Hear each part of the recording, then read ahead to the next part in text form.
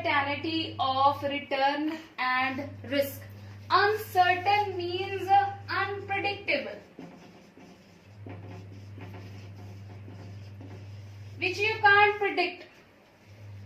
See, listen, bache, there is if we are doing a business, there is always a risk factor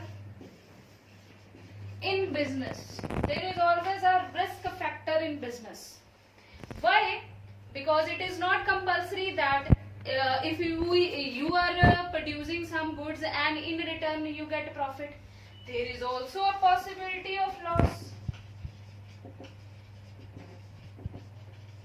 Possibility of loss.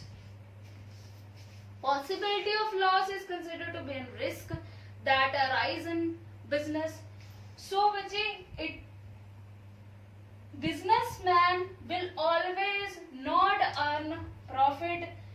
Why will not? Because sometimes market condition change, sometimes your customer preferences change, taste change. They want, they are not satisfied from your product.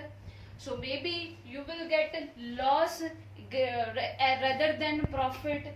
So this is a feature, and most important characteristic of business is that there is always a risk factor in every business transaction. If you can take number of risk, you will get more profit.